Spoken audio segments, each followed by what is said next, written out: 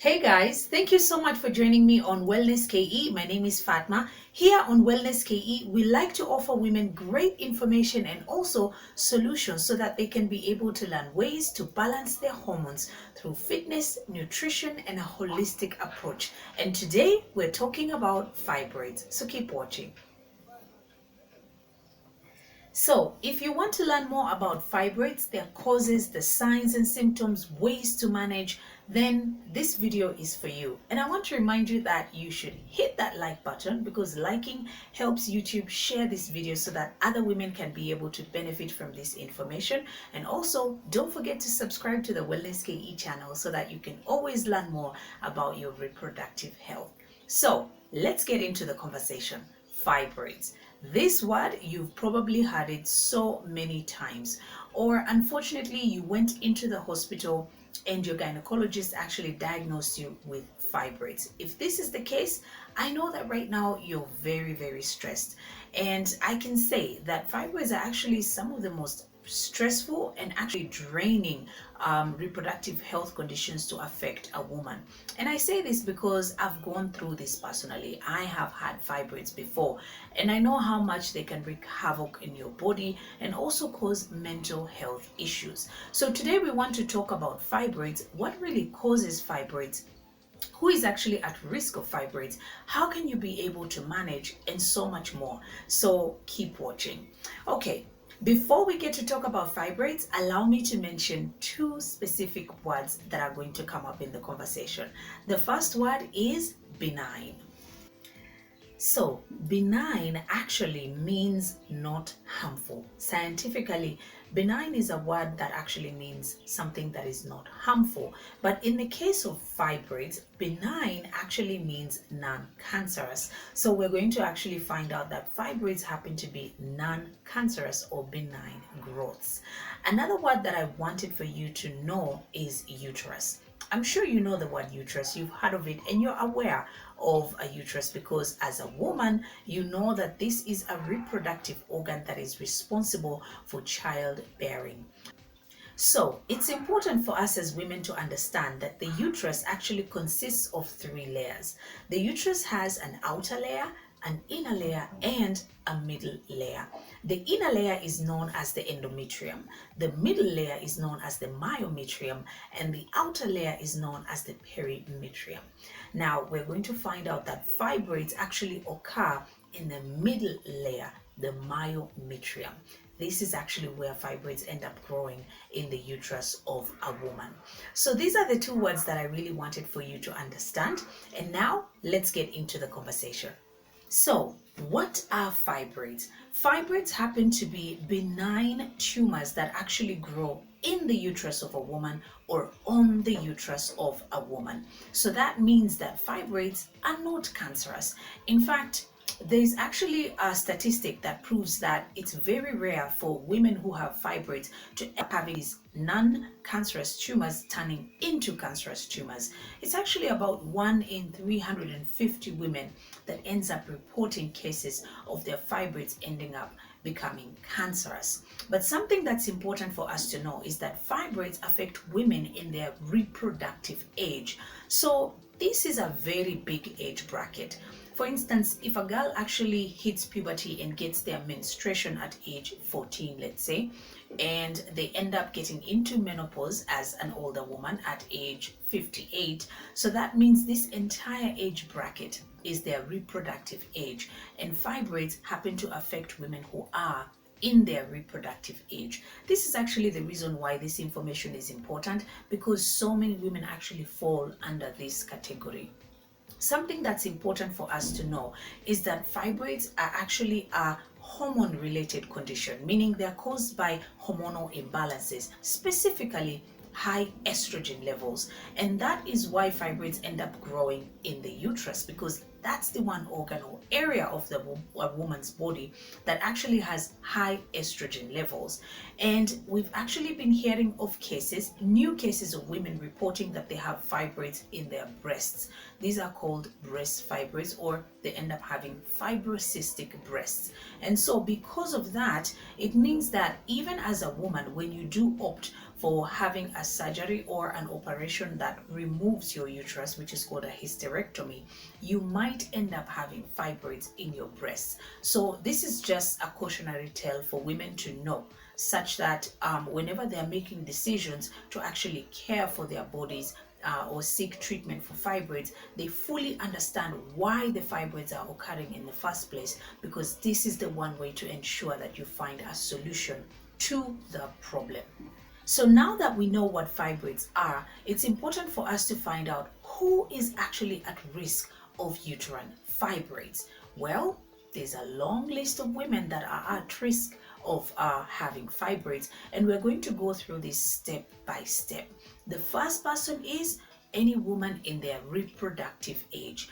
As I've mentioned, this means that a girl who has hit puberty and gotten their menstruation all the way to becoming an older woman and almost getting to menopause.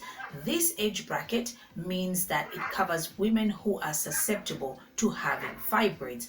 This is because when you are in this age bracket, you actually get to go through menstruation.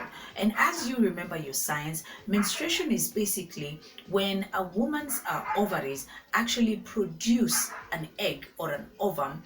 This egg is highly excited to meet a sperm so that it can be fertilized and ending up with childbirth or growing of a fetus that ends up being a baby.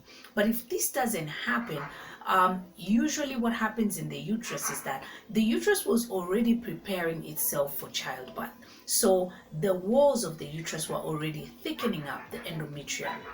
And because the egg was not fertilized, this means that the uterus has no purpose for it being that thick. And so it ends up shedding this endometrium. And when this endometrium sheds is where you actually have menstruation. But remember, when you have menstruation, it means that your estrogen levels are high, because estrogen is related to or is responsible for women having their menstruation.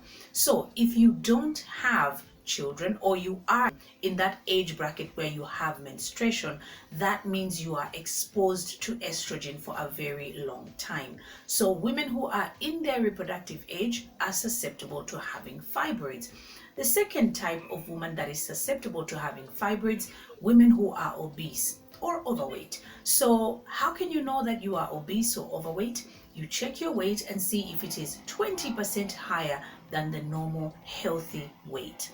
And you can check your weight, check your height, and then you find out your body mass index. Once you have these numbers, you'll understand whether your weight actually is healthy enough to support your height and your body. So once you know this information and you find out that you are overweight or you are obese, then it's important that you find ways to manage your weight, because this could actually be a risk factor for you to have fibroids. Another category of women that are susceptible to having fibroids, women who actually had their first initial menstruation early. So that means a girl who actually ended up having their menstruation quite early. And I know this is too much information, but I'm one of those girls.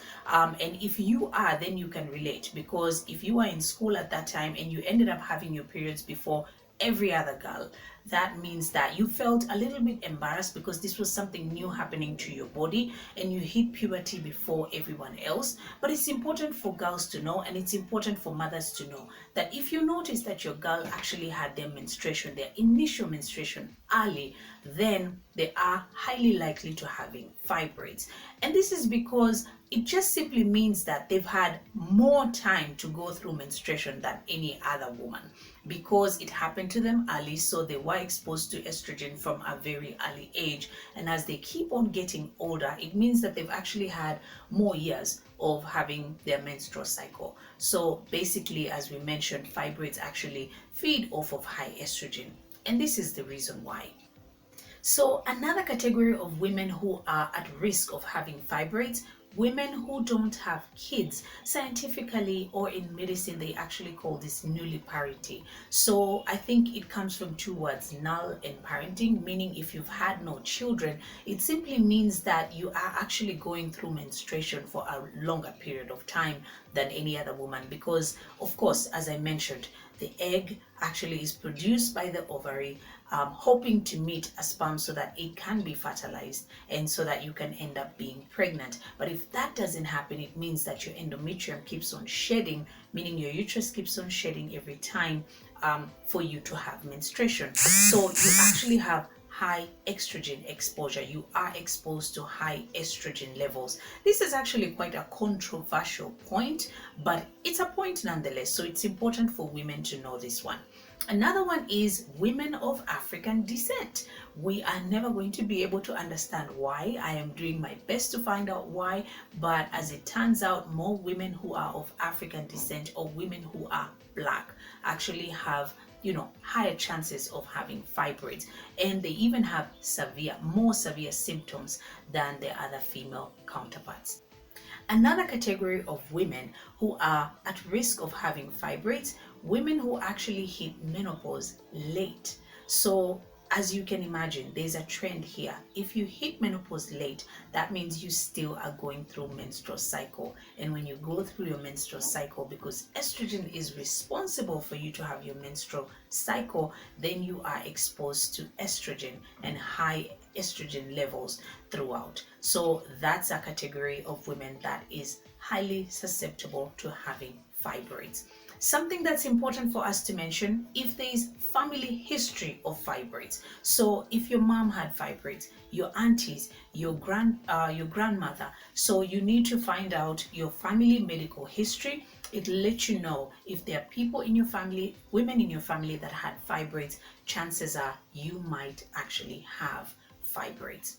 So now that we found out who is at risk and we are aware of fibroids and what they really are, let's actually talk about the types of fibroids.